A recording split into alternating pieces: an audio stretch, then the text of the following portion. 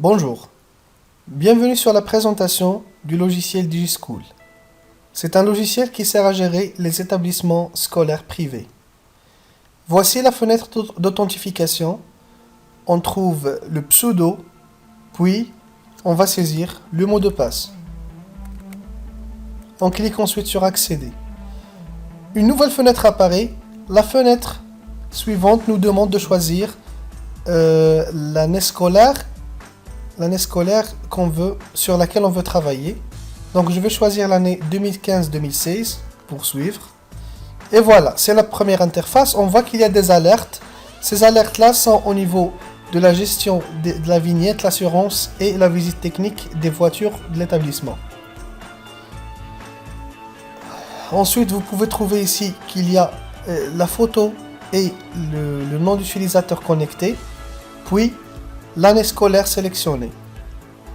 À droite, il y a l'horloge. Dans l'accueil, vous pouvez trouver la gestion scolaire. Dans la gestion scolaire, on peut voir élèves et niveaux. C'est la fenêtre dans laquelle on peut citer les élèves de chaque niveau. Et on peut même activer un filtre d'affichage. Par exemple, je veux afficher juste les élèves du niveau tout petit qui sont inscrits à la cantine. Voilà. Ainsi, pour les élèves qui sont inscrits au transport et qui sont inscrits au sport, ou bien les activités sportives. Ensuite, on passe à la gestion financière. On peut soit afficher tous les élèves ou bien afficher par niveau. Je vais essayer d'afficher par niveau. Cliquez sur filtrer. Voilà. J'aurai la liste des élèves avec leur paiement. Si le mois est payé entièrement, je trouve que le mois est en vert avec le montant payé. Si il n'est pas payé entièrement, donc je vois le montant payé mais il est en jaune. Et si le mois n'est pas payé, je trouve 0 dans la case du mois et la cellule est rouge. Donc voilà. Si je veux avoir l'historique des paiements d'un étudiant bien défini, je sélectionne la ligne, puis je clique sur Fiche financière. Cette dernière m'affiche une fenêtre dans laquelle je peux trouver l'historique des paiements de l'étudiant avec les tarifs. Donc cet étudiant a comme tarif scolarité 600, tarif de cantine 20, tarif de transport 0 et tarif d'activité 0 parce qu'il n'est pas inscrit au transport et aux activités. Donc les dates des paiements. Ensuite, je vois le total des paiements effectués. Bien sûr, chaque paiement a un mode de paiement bien défini. Donc c'est par carte bancaire, espèce ou bien chèque ou bien n'importe quel mode. Donc, je peux soit imprimer le ticket du reçu de paiement, c'est-à-dire à travers une imprimante de ticket, ou bien lui imprimer un reçu de taille A5. Ok? Donc, je peux même modifier, ou bien supprimer, ou bien ajouter un nouveau paiement. C'est possible. Alors, ensuite, si je veux par exemple avoir la fiche scolaire d'un étudiant, je peux choisir l'étudiant, puis cliquer sur fiche scolaire ou bien sur fiche d'information.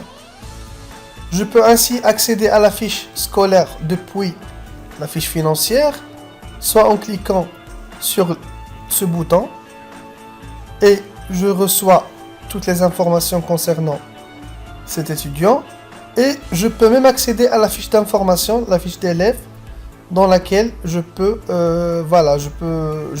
voir toutes les informations concernant l'élève, le nom, le prénom, la date de naissance, le sexe, les tarifs, le numéro d'inscription, la date d'inscription et les informations familiales, suivi de familial, présence de père, présence de mère, l'adresse, téléphone fixe des tuteurs, mobile père, mobile mère, email, profession de père, profession de mère, situation familiale des parents, contrôle familial, et le nombre de frères et sœurs non étudiants et le nombre de frères et sœurs étudiants, personnes autorisées à prendre l'élève et leur numéro de téléphone. Je peux voir l'état de santé de cet élève, donc soit il a un handicap physique, déficience auditive, déficience visuelle, maladie chronique, problème d'élocution ou bien trouble de mémoire. Aussi, je peux suivre le comportement de l'élève Donc, est-ce qu'il est isolationniste, naturel, nonchalant, violent, etc. L'espace scolaire, bien sûr, je peux le noter. Et les informations complémentaires pour si l'enfant est allergique à un médicament ou bien une nourriture. Et bien sûr, si, voilà, si les parents autorisent l'école à donner les petits bobos à cet élève. En cas d'urgence, est-ce qu'il y a un numéro de téléphone que l'école doit contacter? Ils doivent être notés sur cette case-là. Donc voilà, c'est la fiche d'information. Ensuite, voilà. Ensuite, on peut même voir la caisse mensuelle. Donc dans la caisse mensuelle, on trouve l'historique des paiements. Par exemple, si on veut choisir un mois, voilà. Donc c'est la caisse mensuelle par exemple de mars. C'est l'historique des paiements, des opérations, espèces, chèques, carte bancaire, bien sûr toutes les opérations avec leur date. Ok. Et ensuite les totals des encaissements et le total des décaissements. Calcul et statistiques. On trouve ici les totaux de caisse.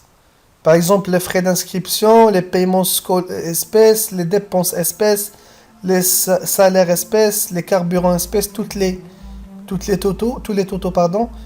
Et la même chose pour la banque, donc les paiements de banque, les dépenses de banque, etc., les versements et tout. Et ensuite, on peut voir un graphe qui nous présente voilà, qui nous présente le pourcentage de chaque type de paiement, d'opération, soit paiement, soit versement, soit dépense. Donc voilà. Ensuite, nous allons passer à l'étape suivante. C'est bien sûr, je peux même créer un nouvel élève tout simplement par cliquer sur ce bouton. Ainsi, je peux imprimer un modèle de la fiche d'inscription pour qu'il sera rempli par le parent. Voilà. Une fiche d'information vierge. Puis je passe à la trésorerie. Je peux voir les charges et les dépenses. Je peux cliquer sur nouvelles dépenses et je peux voir la date, le montant, le motif du dépense, le mode de paiement et l'année scolaire. Et ainsi de suite. Bon, je peux même voir les dépenses de chaque mois. Voilà, voilà, donc ce sont les dépenses avec le total ici. Ok. Ensuite, je peux voir les paiements effectués. Je peux ajouter un nouveau paiement. Quand je clique sur nouveau, il me donne la liste des étudiants. Puis le libellé de l'opération, l'année scolaire, la date. Donc automatiquement, je peux, quand je saisis les valeurs, et se calcule automatiquement combien il a payé dans la scolarité, combien il a payé pour la cantine, le transport et le sport. Il y a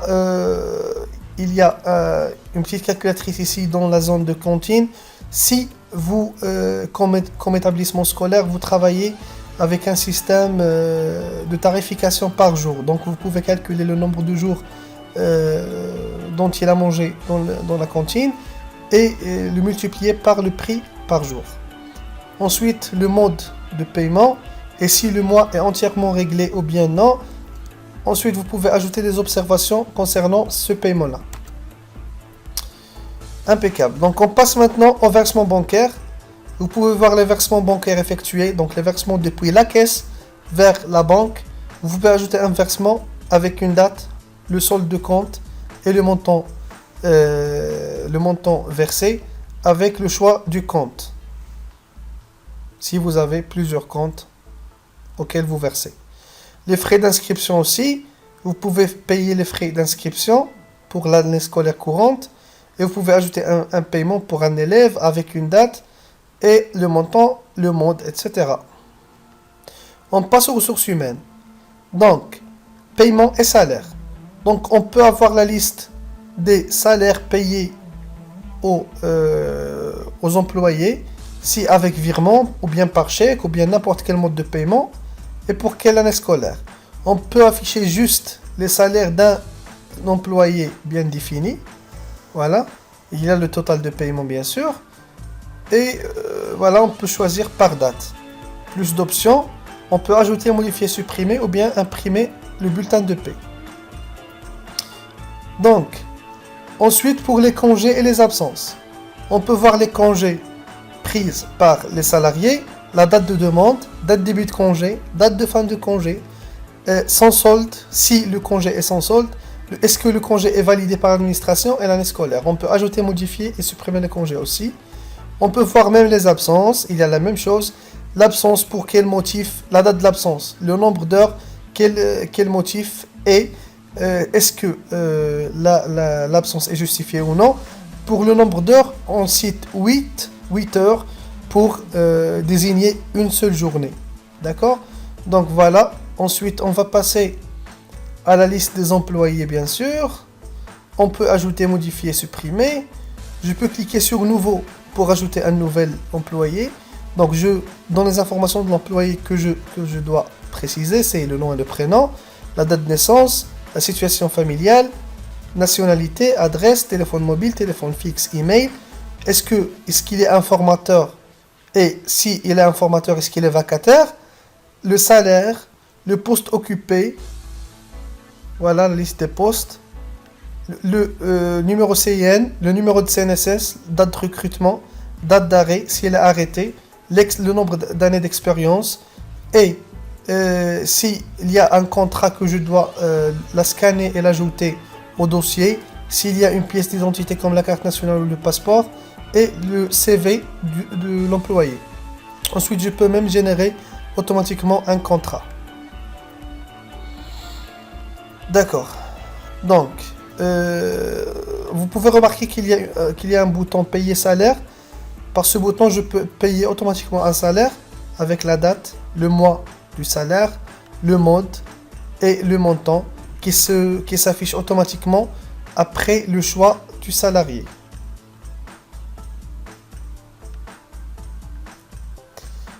Ensuite, on passe au parc auto. Donc, quand on clique sur véhicule, on peut avoir la liste des véhicules de l'établissement. Voilà. Et voilà le tableau qui affiche tous les véhicules. Dans le tableau de situation, je peux choisir mon véhicule. Bien sûr, il y a le kilométrage ici, le kilométrage courant qui se calcule à travers après chaque remplissage de gasoil. Si je clique sur situation du véhicule, il y a une fenêtre qui apparaît, le type de véhicule, carburant, nombre de places, échéance assurance, quand est-ce que l'échéance de vignette, montant d'assurance, montant de vignette, échéance de la visite technique et montant de la visite technique et le kilométrage courant. Donc, le carburant, on peut voir la liste des remplissages de carburant et on peut voir l'évolution de la consommation de cette voiture. Pour la maintenance aussi, on peut trouver la liste des maintenances, on peut ajouter une maintenance. Donc, je choisis le véhicule, il y a la photo qui apparaît, la date de maintenance, le motif pourquoi, le montant et le mode de paiement. Voilà. Ensuite, l'assurance et les vignettes et les visites techniques. Ensuite, voilà, donc c'est ça. Après, on peut voir comment ajouter le carburant, bien un remplissage de carburant. On clique sur nouveau, on choisit un véhicule avec le matricule et la date de remplissage, kilométrage, réservoir avant et litrage rempli, diesel ou bien essence, et s'affecte automatiquement, le prix du litre et le mode. Voilà. La même chose pour les assurances. Voilà les alertes qui s'affichent. Je peux préciser la date, choisir le véhicule, le montant s'affecte automatiquement, société d'assurance par exemple.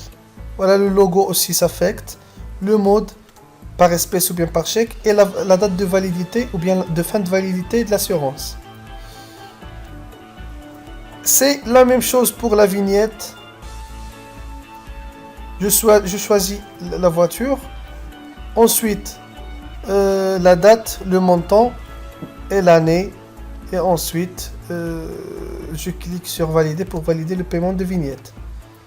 Pardon. Ensuite, la visite technique. La visite technique aussi, je peux cliquer sur Nouveau, choisir la voiture et le montant et le mode.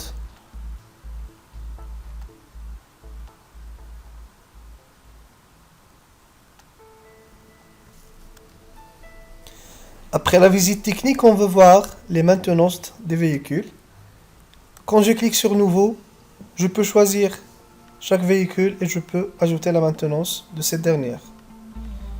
Dans le fichier, vous pouvez clôturer l'année scolaire, migrer au niveau supérieur les étudiants, voir les comptes bancaires, les modes de paiement, les années scolaires et les marques du véhicule, ainsi que les sociétés d'assurance.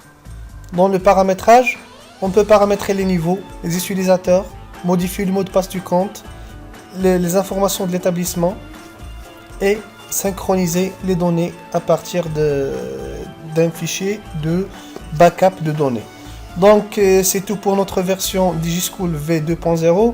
Donc espérons que vous avez tout compris à propos de notre système de gestion informatisé des écoles privées et nous serons fiers de recevoir vos demandes de version. Merci.